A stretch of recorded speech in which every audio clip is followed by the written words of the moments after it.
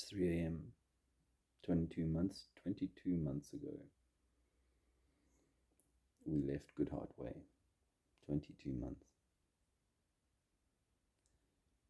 We left at 6 in the morning. There's a reason for that, but I won't tell that story right now. We left at 6 in the morning. The car had been fully loaded. Our little Fiat with everything that we could carry. We were headed for Scotland via Birmingham, where Charlotte Love had kindly said she would take our cat, Treacle. The cat had been with us for 17 years. Treacle died yesterday. Last night. Comfortable. She'd had a happy 22 months. Charlotte's partner, friend Dave, his mother had kindly taken the cat because Charlotte's place wasn't really suitable for our old cat.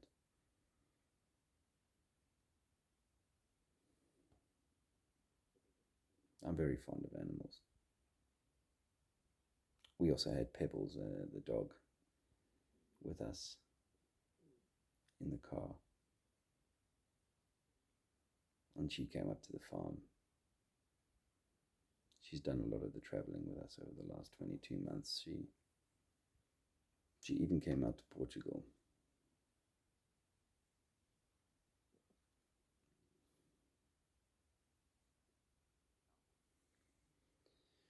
We had to leave Pebbles find a new owner for Pebbles when we came to South Africa because we didn't have anyone to leave her with.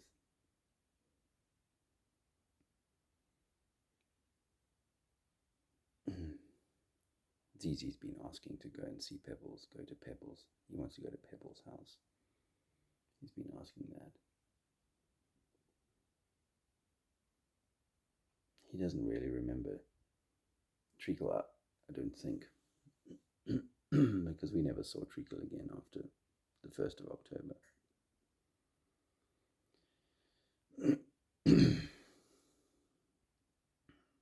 But she had a long and I think fruitful life. A number of litters. Couple.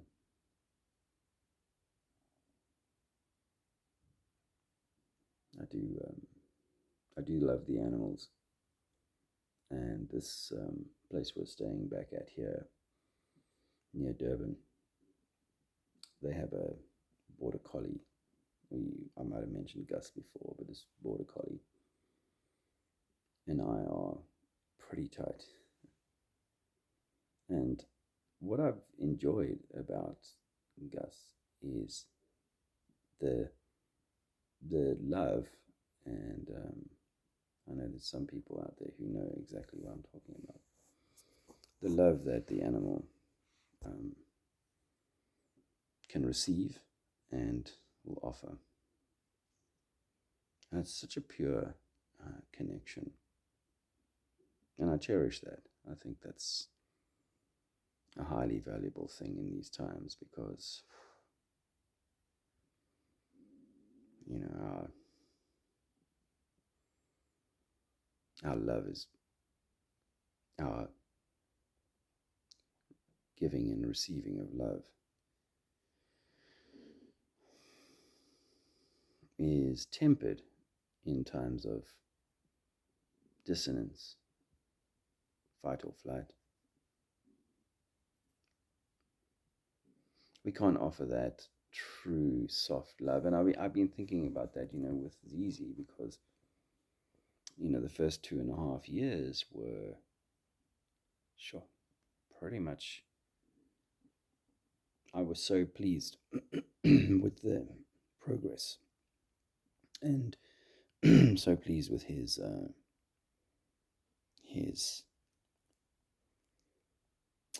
approach to the world and to nature and so on. We've come through these 22 months having had some hardening, toughening, dark experiences sometimes, that in my little good heart way uh, bubble, I was able to um, control and mitigate, such effects. I guess the same can be true with the nappy virus, the face nappy thing. Is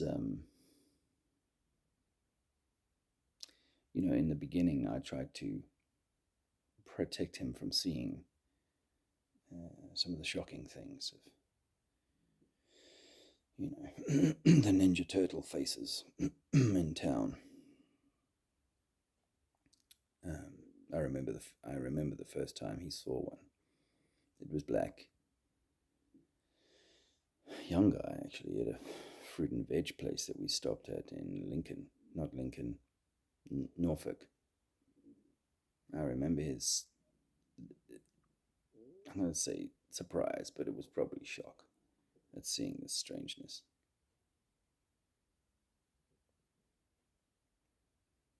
We try to isolate ourselves from some of the horrors of the world, don't we?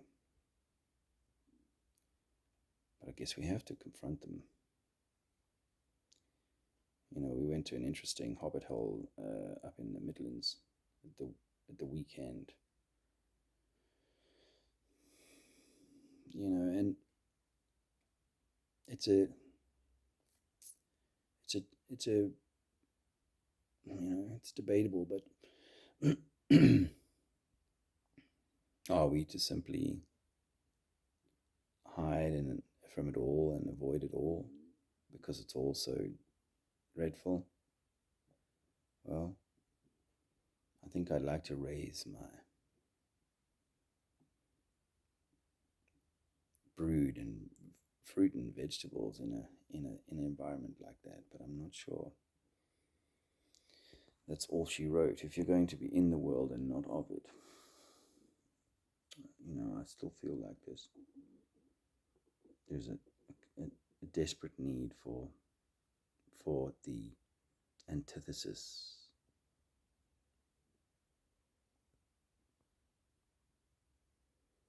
I have had numerous conversations that I just think, oh man, if I had the camera out now, I should grab the camera or the phone. But, to do that, to kind of interrupt the conversation, to change the energy of the conversation, seems wrong, as much as I would love to share this content, because, well, hopefully it's inspirational. Sometimes I just get right in the sweet spot, and I just hook right into someone and give them juice that has them going away, smiling and, thoughtful and, whoa, not heard that. I get that so much, yeah. And it doesn't apply to all demographics, but I find such fertile ground. I also think, maybe there'd be a few more people inspired to want to support me, because, I'm not going to be able to do this without that kind of support. And, with the exception of a handful of people, I've mentioned some names lately. I haven't posted that video yet, but Robin June and those, 5 Patreon, and Isaiah 42 or something sent me $100 about a month ago. I thank you for that. I think he's really keen for me to buy back into. There's a man who came to save you, not that you're the man to save you.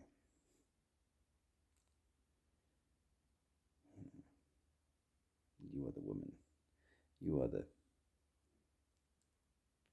the source of your savior, saving your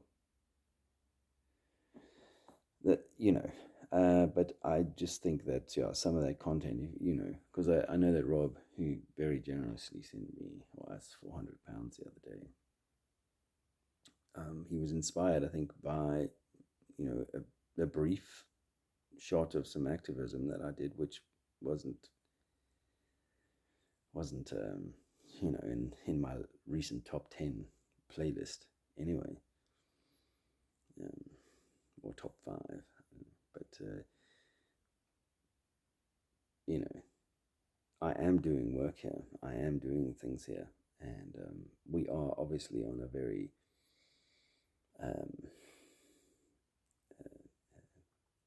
loose founding here. It's not a solid foundation yet.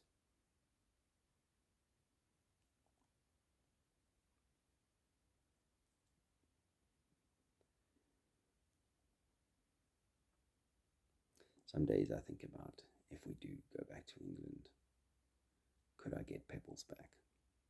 I had wondered recently whether I would see Treacle again. I hoped I would, but now not in this life. As peacefully. Hey, just a little story on on Treacle was that she had had a few litters, and her belly had, by the time she was 12, 15 years old, her belly had started to sink or drop towards the ground. And then, interestingly, when we put her on the distilled water from 2017, she that went away.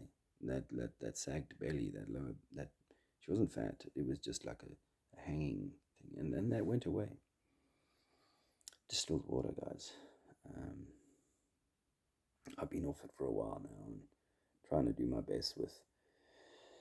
They do some RHO, ROH, whatever, reverse osmosis. Water in the supermarkets or other shops here, and I try and drink that. And we got some half decent water, I think, when we were up in the mountains. I say I think because you never know how much individuals they may pull, groundwater up, but they could also chlorinate. I know this because when we were in that stately home, Letton Hall, I had a distiller for one of the periods there. Actually, thanks Simon for sorting that out for us. But so for a month or 2 months, maybe not as long as that, we had a distiller there, and I was distilling their water that they were cleaning themselves. And gosh, did they, there was just so much white powder in the distiller at the end of that. It was remarkable. The London water had always been sort of, the urn was brown and smelly. This was more just still almost, unadulterated white powder that had been, just poured in and mixed around a few times, and then there you go, slug that down. I hadn't realized that, of course, but it all has to be processed, just like that stuff they want to spray on your hands all the time. It all has to be processed by the body.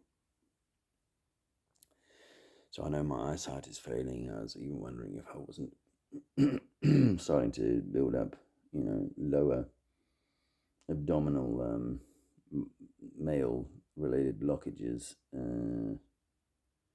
Just something I started thinking about the last few days, but I would like to get back onto this distilled. I highly recommend it, guys. There are other things people do with the distilled water post-distillation. You can look into that, pouring it over shungite. Some people freeze it. Some people insist you must add back in some minerals into the water. Yeah, I'll let you work that out for yourself. Whatever works for you, really. But rainwater, pure water, distilled. It's the way to go. But yeah, I think that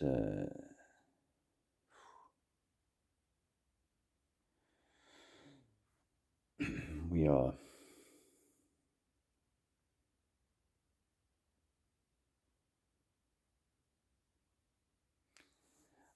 Vernon Coleman popped up on my thing last night. I only touch the phone in the evenings, guys. I touch the phone for Andrew and I share this phone, and if I have it in my hand for an hour a day, that's a lot. Now, half an hour and even less. You know, 20 minutes to half an hour listening to someone before I fall asleep. That's about the only time I get the phone in my hand. And, yeah, I'm just not trying to, I just feel less inclined to be drawn into what's on my phone. I'm trying to focus on the things that are out here.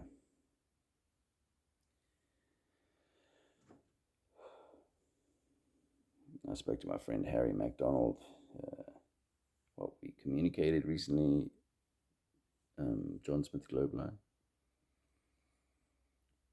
and he's also feeling that sense of,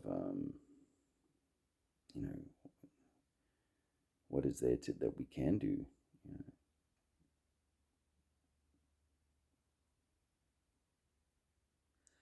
But there's days when I feel like, wow, there are fires that I could light here. I could actually, because people are hungry for this information that we know.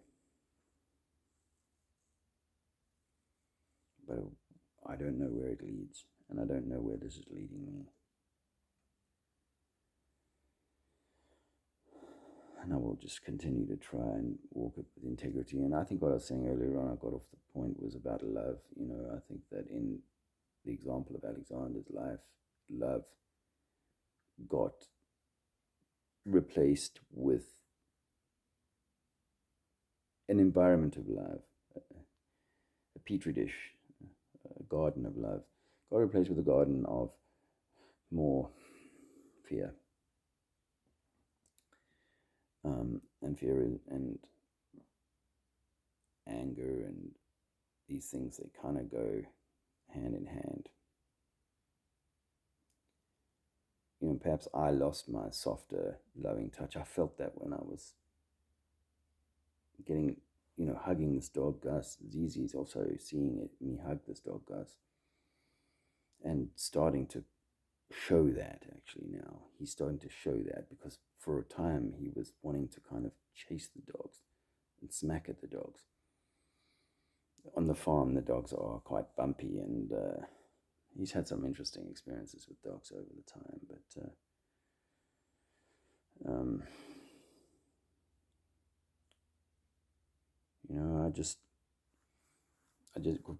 we've had this growing kind of, thing of anger coming from Zizi, expressions of that, his anger, starting to come through all the how many, 50 different beds he slept in the last 70, who knows? Yeah,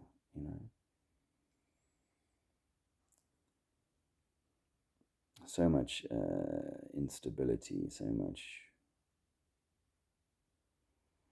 So it's not, I'm not saying it's all gloom and doom and lost, because, just in my own experience, I'm starting to seek to emanate from love.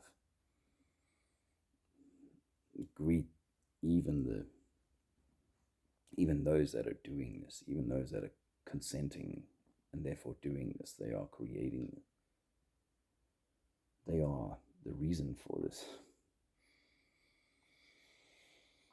craziness.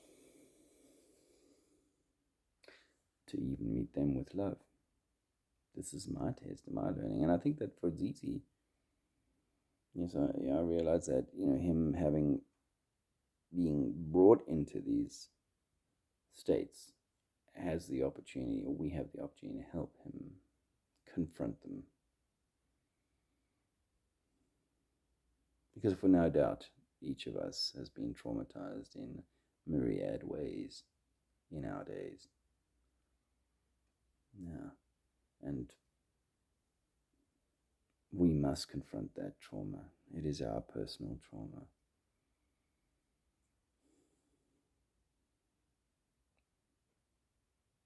And like I say, I don't think this is about getting all lovey dovey up in the heavens and going, all right, we're just going to swan off into the hills and you'll never hear from us again. I don't think that we are all equal creators here, and if we do nothing, then that is not loving. If we just button up and just say nothing and just go quietly to your little party there and don't tell anybody that anything is wrong and just wear the nappy just so you can fit in, that's doing nothing. And so evil will, or darkness will prevail while the light sits in the corner, hides in the shadow of the self.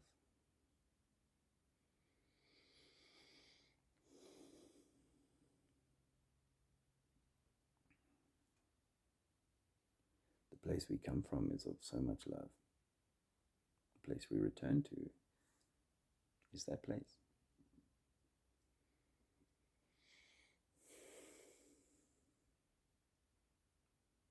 But we've been tricked for a reason. We've been seduced for a reason. We've been victimized and, shamed to participate in something that is really anti-Christ. It is anti-you. It is anti-God.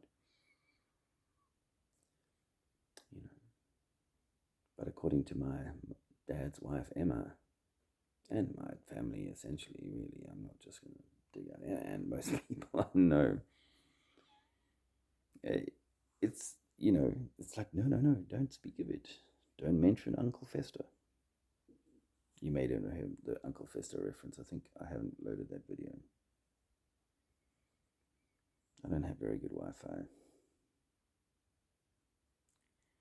the moment.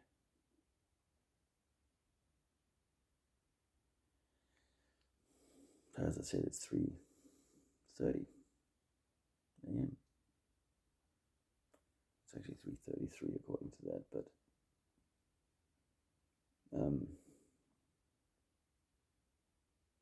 it's 22 months. My national service was just over 22 months, I think.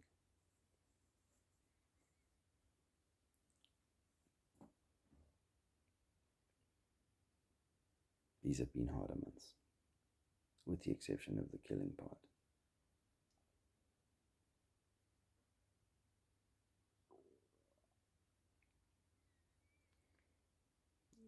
People dying around you is never. And I revere life. You've come across those people, the Ephilists, which is life backwards. They hate life. They hate humanity. And there are so many clever agendas to incite hatred of self.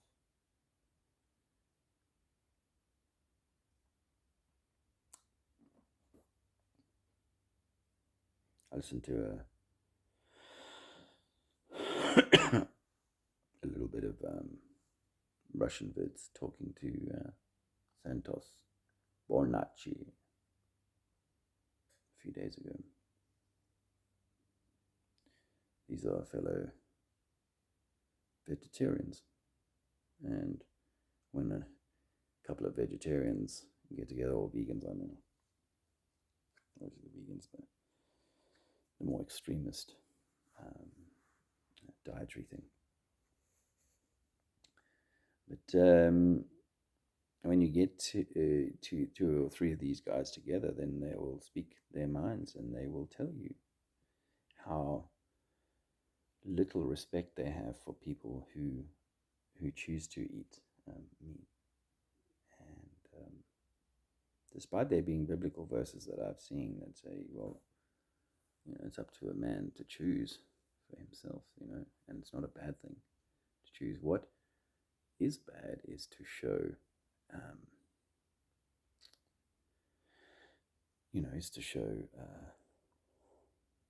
to be cruel. Cruelty is bad. Any kind of cruelty, I discourage Alexander from just hacking at flowers or weeds, this is a field that needs a bit of clearing or whatever. It's just not something that I would encourage him to do. So he will happily, we could go to a flower shop and I will let him touch the petals because I know he's not going to damage them. And so the same applies with animals and humans. And for me, one of the things not always, but I have felt for some long time, that the vegetarian, the pushing of the vegetarian agenda and the sort of connection to climate change, cows farting, eating too much grain to whatever.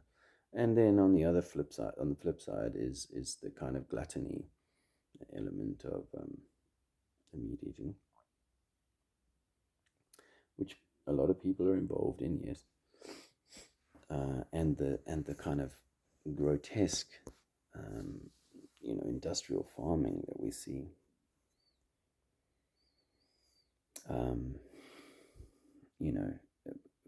Of the animals.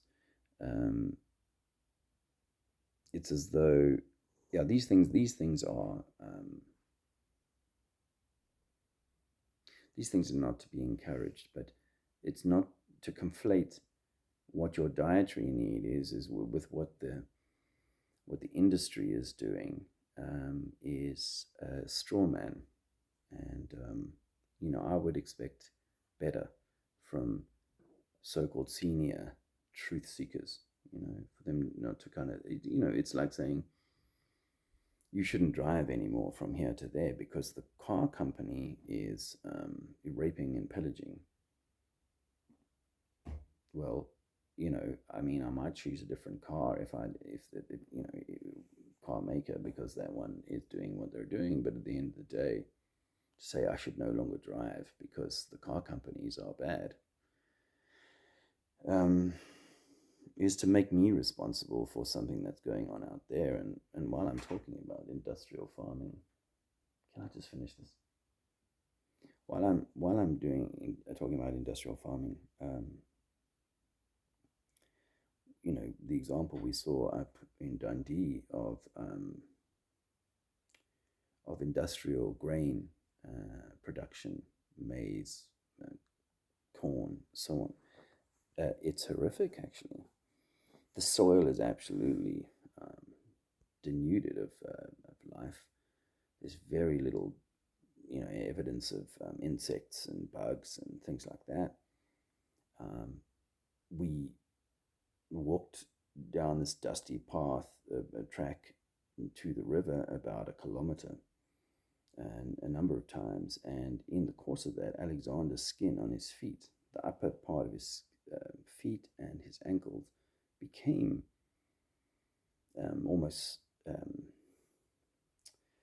so hardened that it was almost like snake-like, because, well, we can only surmise that the chemicals that are in that soil, perhaps in the river too, this is what they say, these Monsanto poisons are getting into the waterway, of course. But that's the same environment that's producing a lot of the food that vegetarians eat.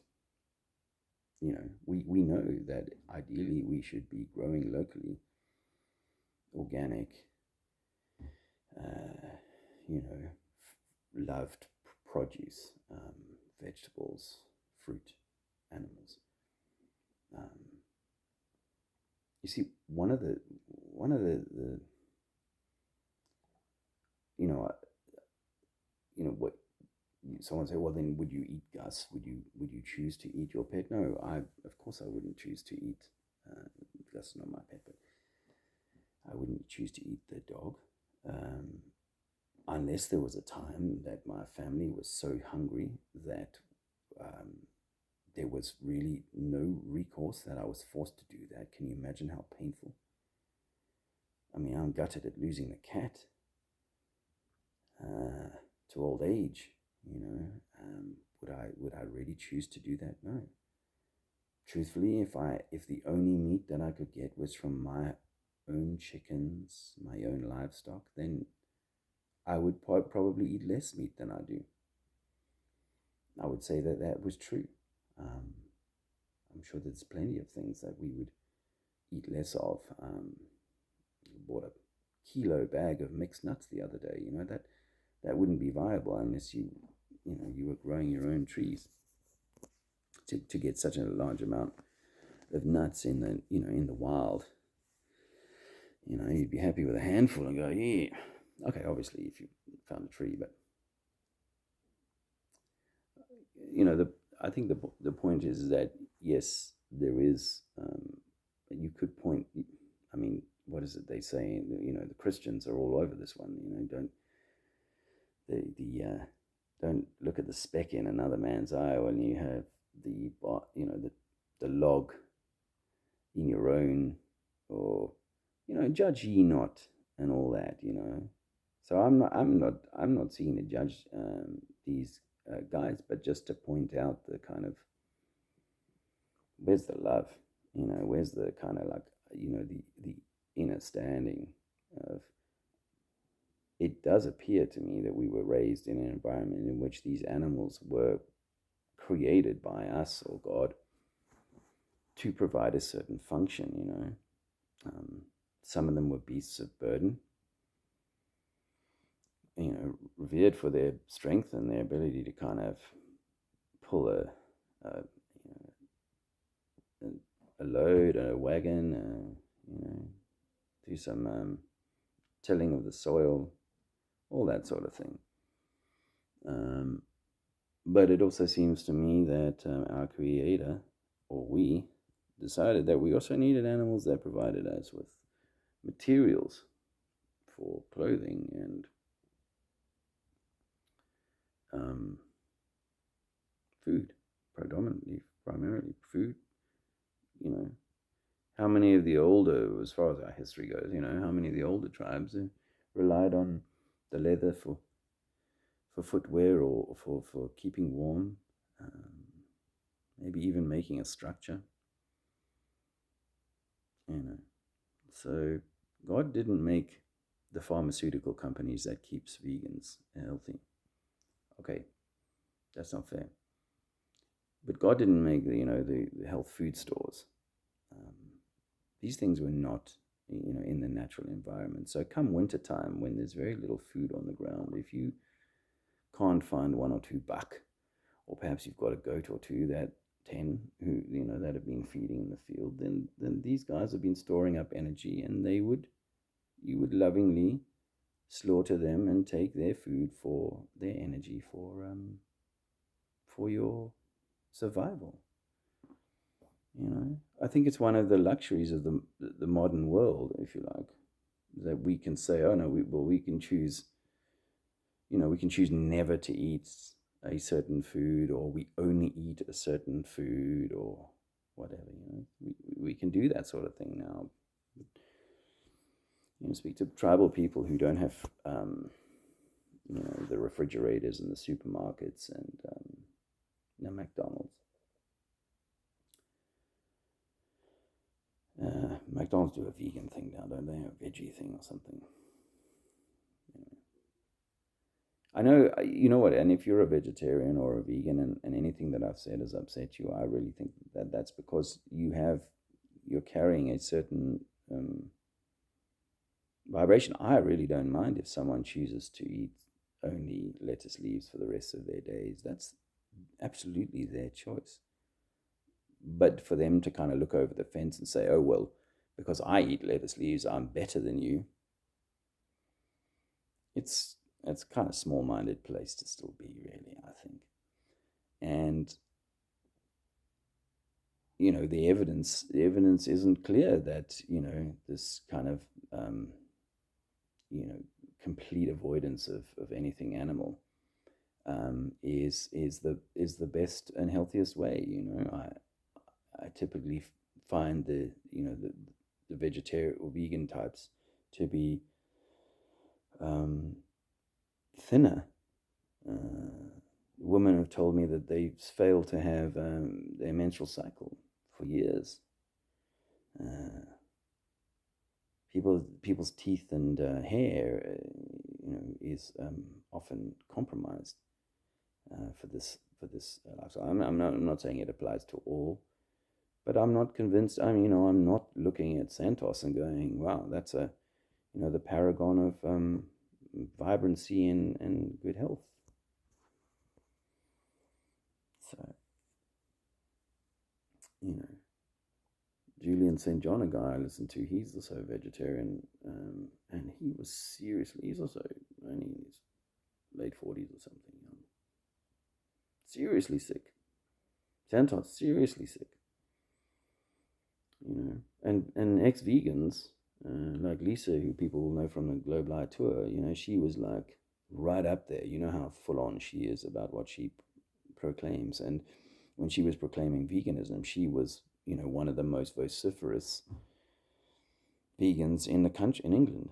And, close friends with the head of the vegan, whatever they call themselves, society.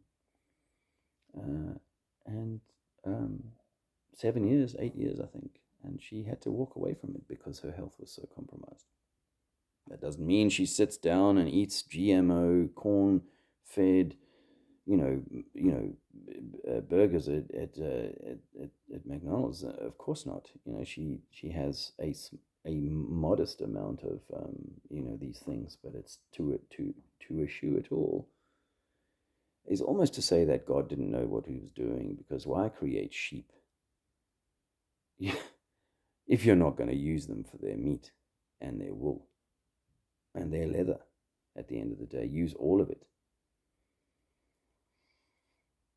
Why not? Why create it? Because these dudes need these sheep. They need they need to be tended to. Oh no, just let them all run wild and let the wolves have them and so on. Okay. So no, I don't support mass farming. But equally, I don't I don't agree with making humans bad. Again, the reason you bad human for, climate change. You're the reason because you went on holiday last year on a plane. You have a footprint. No, I think this is all associated to that same guilt and shame. You guys are the problem, and look what you are doing, so you can eat vast amounts of meat. Well, I don't recommend anyone eat vast amounts of meat. That's definitely not good for you. I think it'll choke you up.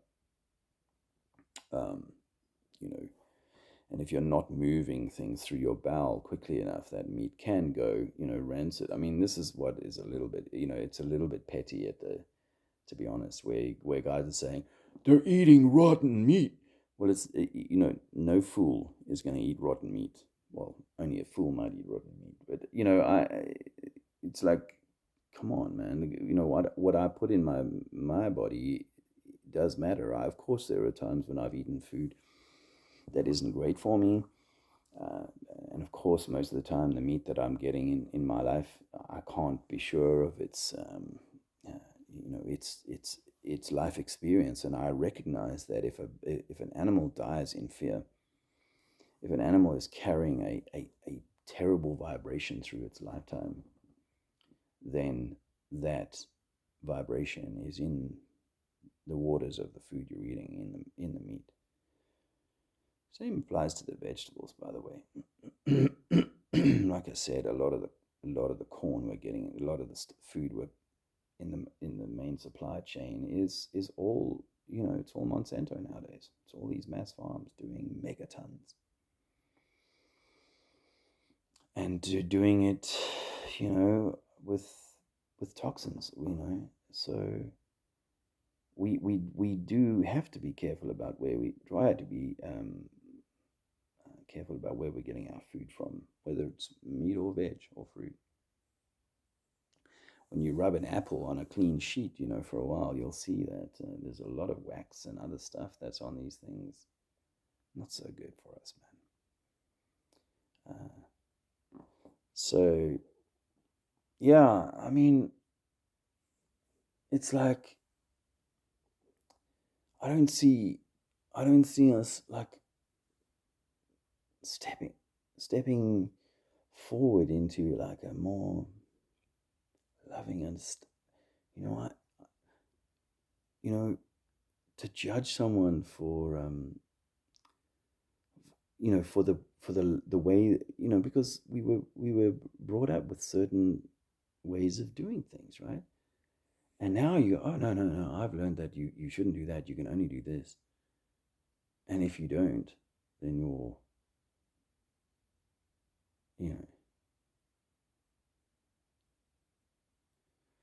I need to think about that a little more.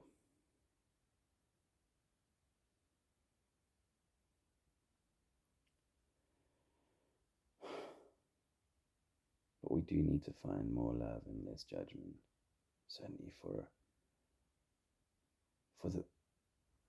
the creation. Yeah.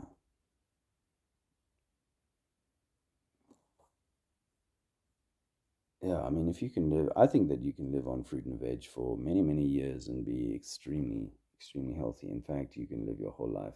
I'm not saying that I don't think you could, because there are cultures that are completely that. But I'm sure it's a Genesis 9 or somewhere, I read it 6 months ago or more, so I can't remember exactly. But it's like, let the man who eats meat eat meat, and I think that there are body types in the world that are suited to different diets. Actually, it may be that it's thousands of years of dietary intervention that has made the Indian people of India, not American Indian, the Indian people of India, so scrawny, because they are a scrawny bunch. I mean, in the western side of things now, in the cities and so on, you'll get those big bellied blokes and the gym boys and whatnot, but the traditional Indian is a very slight person, and that may be indicative of the way that they were created, and their natural diet supported that, or their diet changed them to scrawnier people. But the truth is that I know that there are more muscular vegetarians or vegans out there. That guy, Vegan Warrior, comes to mind. I haven't heard him for a few years, but he was a pretty muscled up guy. I don't know what, I mean, you can get creatine and other sorts of powders that can really build a guy up without, perhaps needing as much meat. And people say, oh, look at the size of the hippopotamus and the rhino and these sorts of things. Well, I accept that there are things that I can't explain when it comes to how a body grows. But I accept that you can live on veg and fruit alone, but I do think that it affects some people negatively. This is my own experience, people that I've encountered saying these things. I'm not making that up. And here's something else I'm not making up. I'm running out of time now. It's 44:44.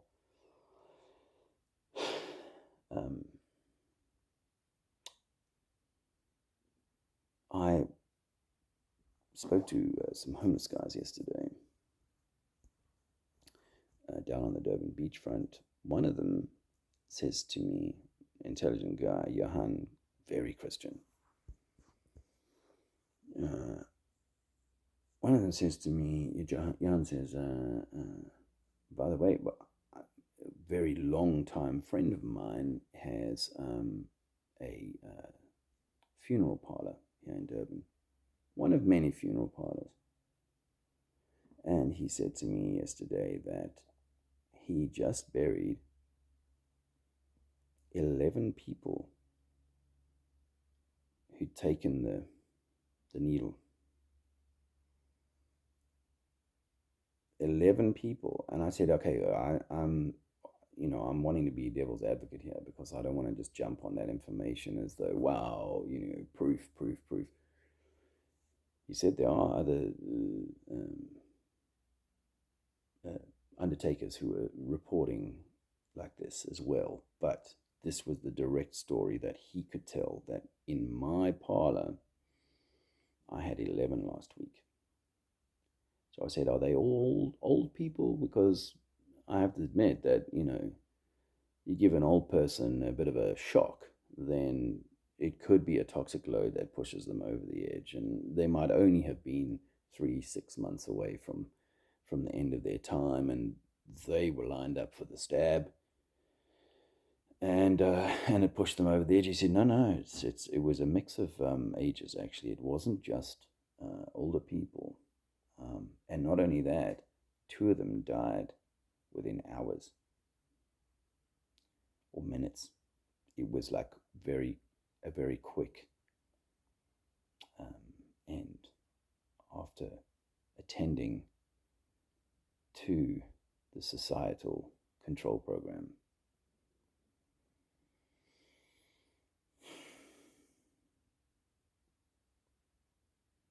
His friend who was sitting with him said he thinks that this is a genocide program. Of course, we've all thought that ourselves, wondered that, is this what we're going to see from it? Of course, I don't know.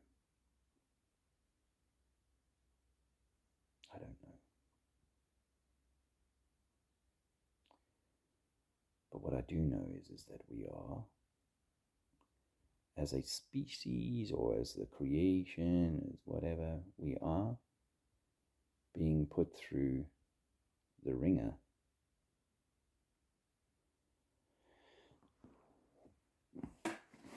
that guy who, that lawyer, the one who's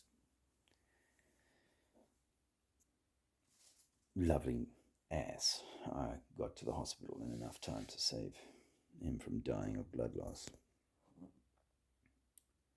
in 91 or 2 or whatever it was. He, as I said, is a super high level Freemason here in South Africa, and he says, I know nothing. Ek weet fuck all, which means fuck all, was his exact words. And so you ponder on these things and think, well, if that's true, how far away from the, how far off the mark are we, in terms of what we understand as the player here, the game?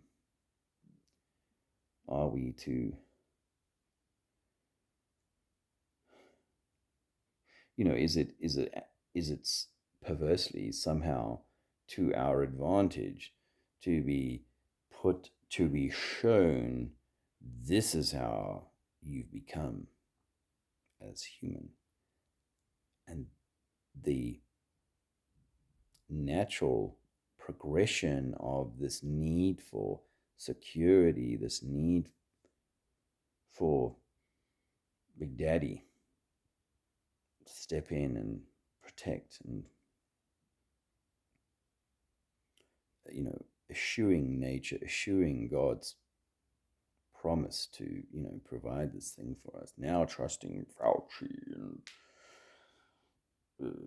AstraZeneca, these are our gods now. scientists in white lab coats who've been indoctrinated for, a good 25 years. 20 years. You generally finish medicine at about 25, 27, and you started at the age of 5. That's a lot of mind control. Opportunity, right?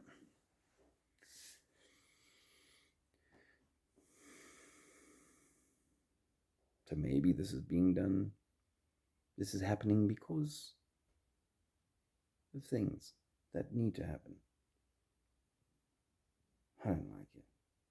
And I think I sobbed a little while ago and I just want my old life back. I want good hard way back.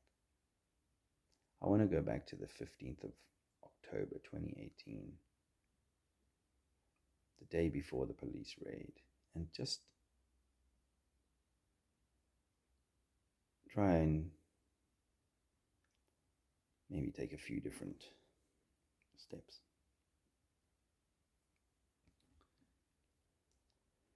However,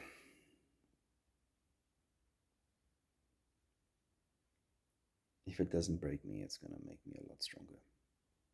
And whatever's coming, then I'm stronger for that. If I'd stayed in my hobbit hole, I'd have a great garden.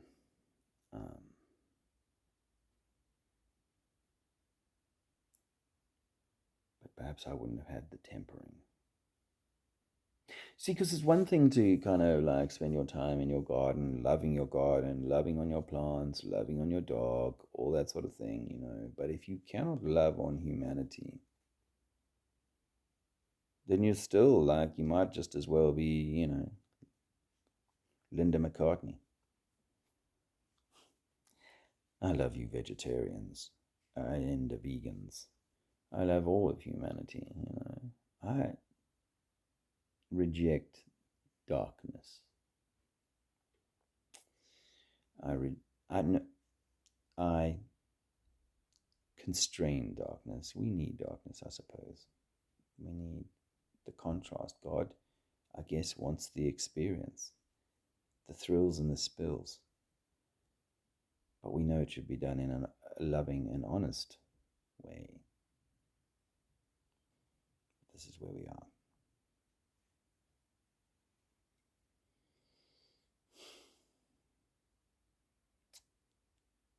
So I love animals. In fact, I love to be with the horses, and I'd moo at cows,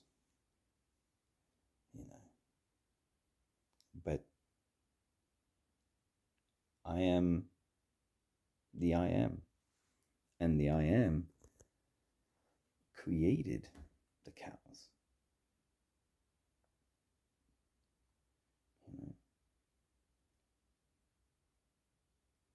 Gave us taste buds, and when there's things you can enjoy here.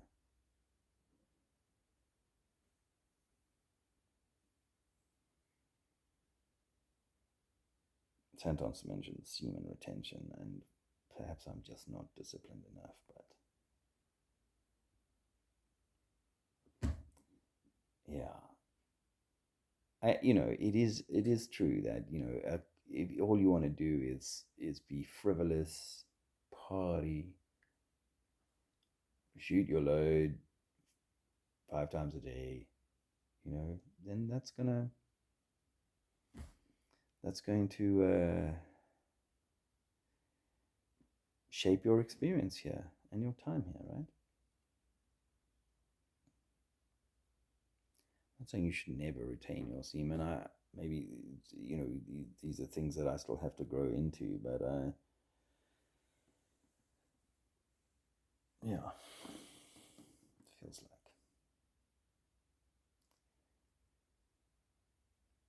Puritanism. We were Puritans once, or in fact, the whole Bush family comes out of a very puritanical background there in England. We discovered that when we were in Norfolk, because that's where the Bush family and the George Washington, they all come from. They originate from this town. this small English town, and they were Puritans. And they go on to be very influential. And they see all these other disgusting human beings carrying on in their fornication and their meat eating or whatever it is. And they say that this is bad, but how do we constrain it? Because there's millions of them, and they're all off farming and making Burger Kings and whatnot. So you have to do it through covert means. Yeah. You have to come up with clever, ingenious ways of seducing people, frightening people, guilting people, shaming people into, living in your puritanical version of how the world should be. And actually, one of the interesting things about it is that you want the gluttony, don't you? Okay, if they're going to eat meat, let's give them crap meat. And yes, let's show up this gluttony. There's that show, TV, Netflix thing I watched once of a guy who, man versus meat or something, or man versus burger or something. It's this kind of extremism that is used to say, look at those disgusting meat eaters, and the extreme farming. Look at that. This is terrible, and of course it is, but it shouldn't mean that you can now enter my universe and instruct me or control me. It shouldn't mean that.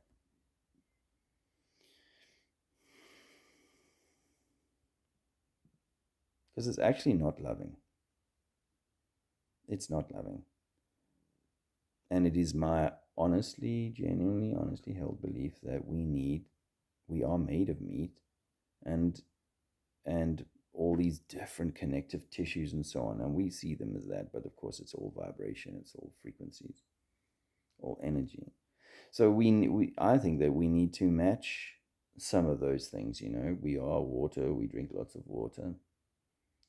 And I know obviously we're not vegetables, so it doesn't make you a vegetable to eat vegetables, but it's got all the nutrients. The vegetables have got nutrients and minerals and so on, but not all of them. Hey,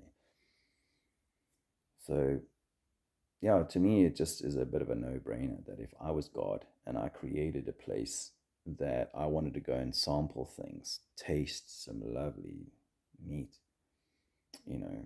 or a fish. And actually just to keep myself well, then yeah, this is what I would do. Did previous incarnations or epochs of humanity do without food or do without meat? Yeah, altogether possible. Was breatharianism a real thing at a time when the air was richer and people, their bodies were configured in a different way? Maybe.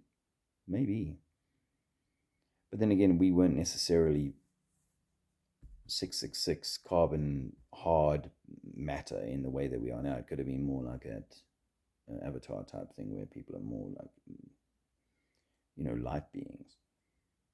And in which case we would then simply be consuming of light to nourish ourselves, or dark.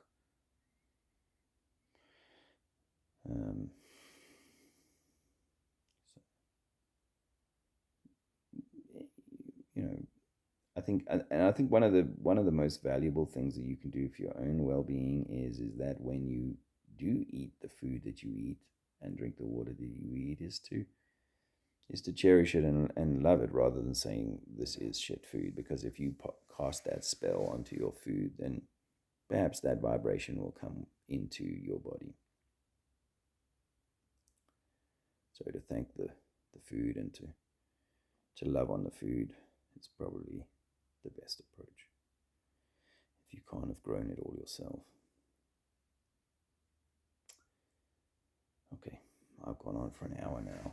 I'm going to call the time. I don't know how long this is going to take to load.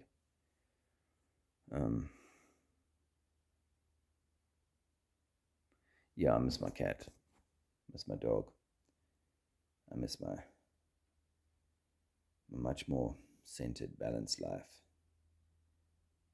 living in one home. I miss my UK friends. I miss being as active as I once was on the, with like maybe doing hangouts and things like that. But it's all okay, because actually I think we have more time than we realize. I've wondered about the time thing for a long time. Maybe it's a few years, maybe it's 10 years, maybe it's 200 years.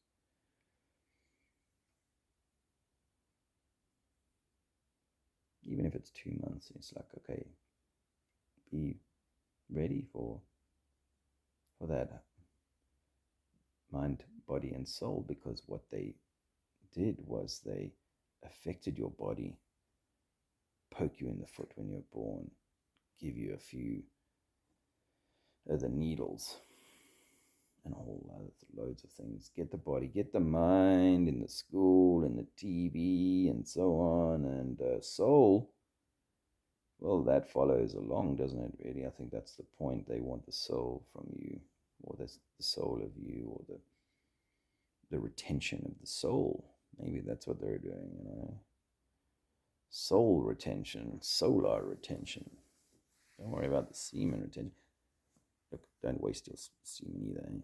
It is, I think, connected to your CSF cerebral spinal fluid. And I've said before, I think I might have overdone it myself years ago before I realized who I was.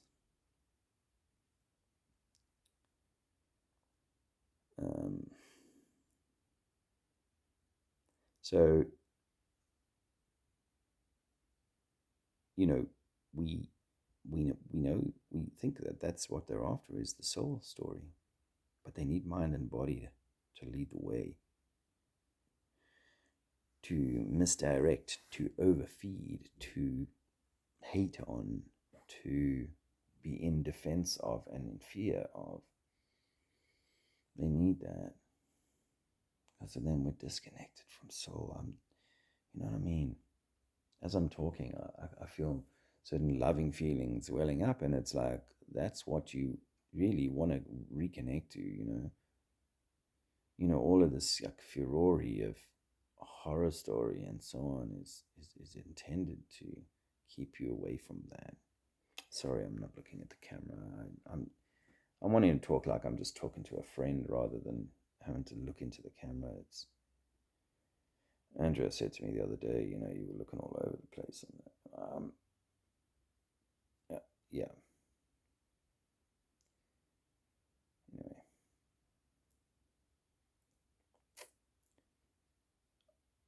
there are so many things keeping us from reconnecting to our loving core.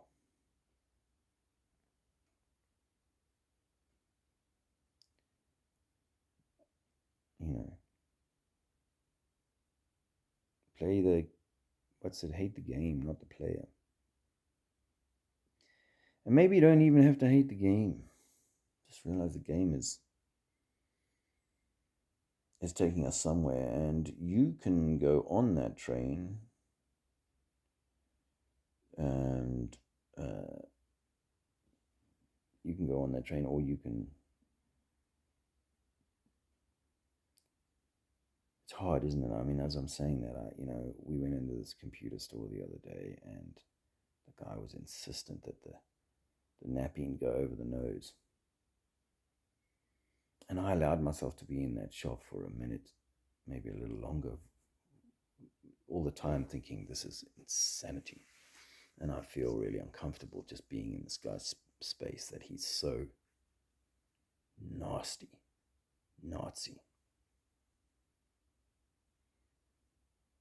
It's hard to love that. I have to be honest. It's hard to love that.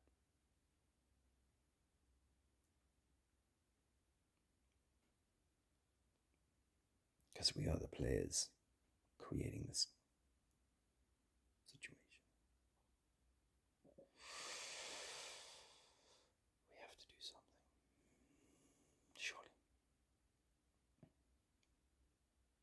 Evil prospers when good men do nothing. So yeah, I want my hobbit hole, but I also want to do something to be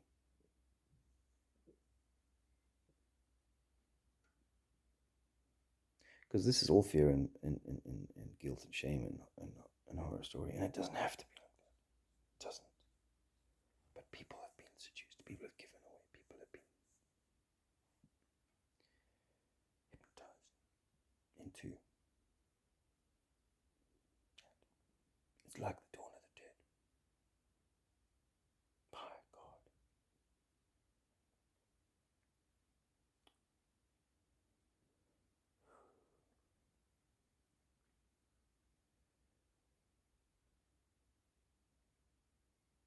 And if we were to move through this, if we had to go beyond this and not get caught up with the denizen of the I was going to say deranged, that's not kind. But you know what I mean. You know what I mean.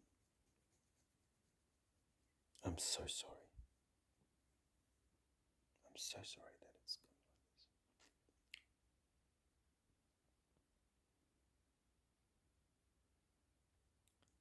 But we have to protect our heart, our sovereignty, our divinity. And we don't do that by getting it back from the fuckers who stole it from us. Okay? We don't.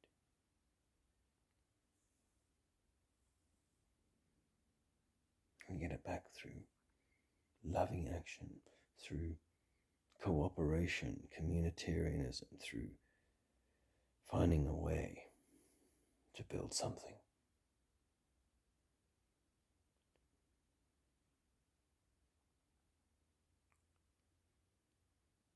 Something different.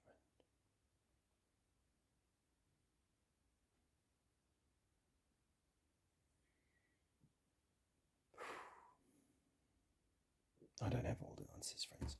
I don't have all the answers. I don't know what is coming down the pipe, but we know it's been designed.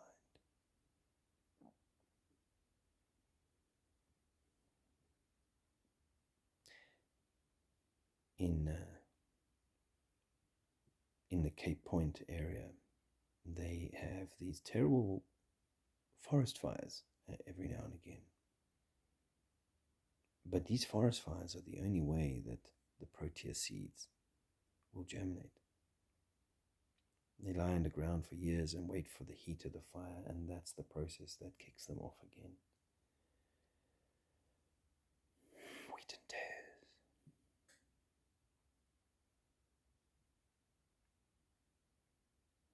There must be a fire to clear the scrub and the undergrowth and the trees and so on in order to create the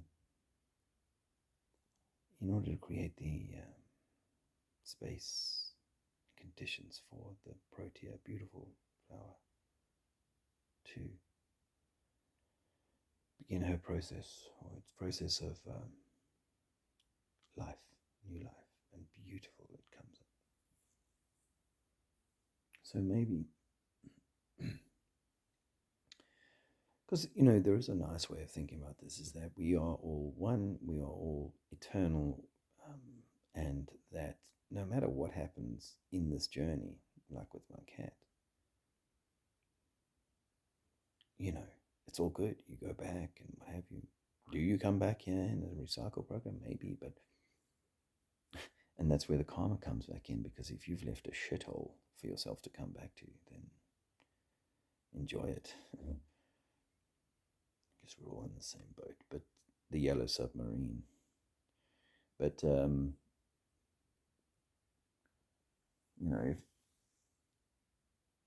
what was I going to say?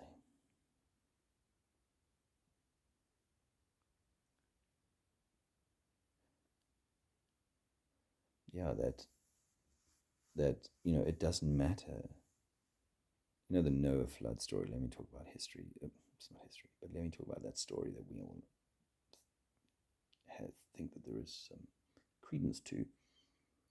That there is a moment in which vast numbers go away. We humanize it, and then at the human level, that's a dreadful travesty, tragedy. At the God level, it's not, because it's like, okay, it was just the fire, went through the Cape, and there's beautiful things that are on their way back up as a consequence of that, because every now and again you do need to clear all the detritus that has fallen from the trees, and it's cluttering up the forest floor, perhaps. The only way these fresh new things are going to get a look in is to have a cleansing event. So maybe that's part of what's happening. Maybe not that I'm calling for it. I just have to come to terms with it. We all do, and not fear it. If that's the way it's to be. That whole CIA have got a list, safe zones in the world in the event of whatever. You know what I mean? If I'm in the safe zone, in the not safe zone, whatever. It'll have to be what it is. I can't keep second guessing, jumping here, jumping there, because I've not got my hobbit hole. I've not got my roots in this earth. And that's what we're meant to have. We're meant to have roots in this earth, but we're also meant to be communitarian. Spread the love. Spread the light. Stay well.